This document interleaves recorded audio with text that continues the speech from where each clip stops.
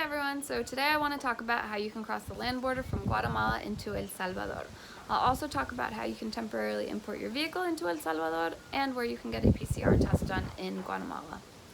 So, we were staying in Antigua and there was nowhere there to get a PCR test done. They only offer antigens. So we found a lab in Guatemala City called Blue Medical where they offer it, and you get your results within 5 hours. So if you need to get a PCR test done in Guatemala, I'll post a video link in the description of this video to how you can do that.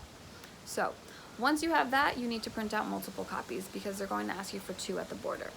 Another thing you need to do to prepare for the El Salvador border is to make a copy of your Guatemala Tip because they're going to need a copy of that as well when you import your car into El Salvador.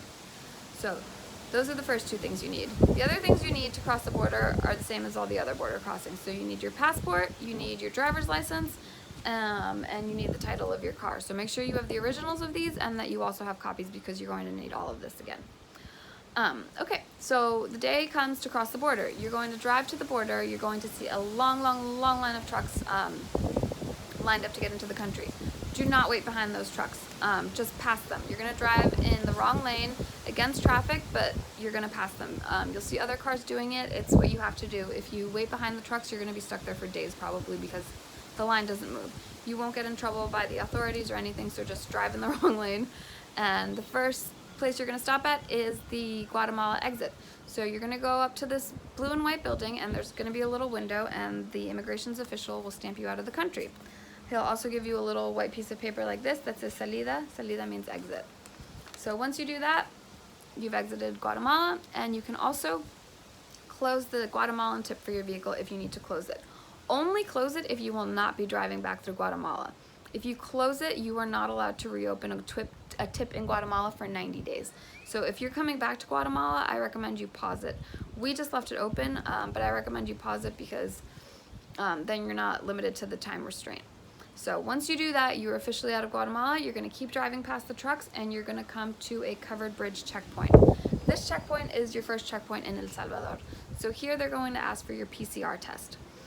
So they're going to ask for the original, and they're going to ask for a copy. They'll hold on to the copy.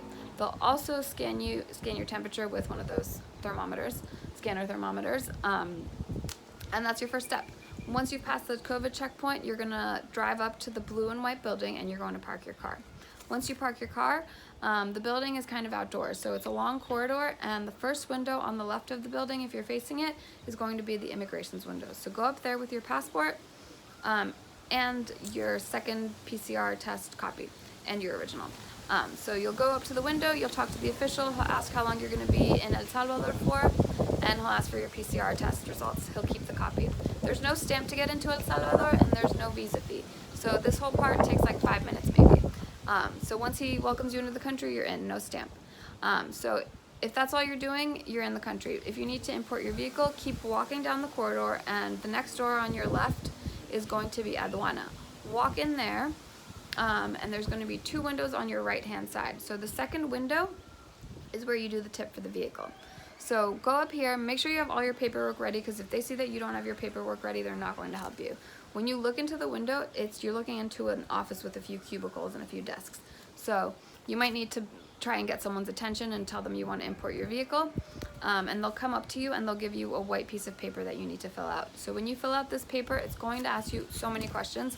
We weren't asked all these questions at other border crossings. So if you don't speak Spanish, I recommend that you get a translator for this part of the process. So because the paperwork is very technical, and it's going to ask you the make of your car, the model, the year, the weight, what side your steering wheel is on, how many seats your car has, how many cylinders, what kind of engine you have, the VIN number, the license plate, the color of your car, the weight, like so many things.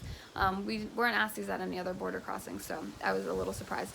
But definitely get a translator if you don't speak Spanish or if you don't understand technical vehicle lingo. Once he gives you that paperwork, when you're done filling it out, give it back to the person. We had a man named Victor. So he'll come out and look at your car. It's so windy. He'll come out and look at your car once that's all set, and he'll check the VIN number, he'll check what kind of car you have, and he'll do a little search of your car.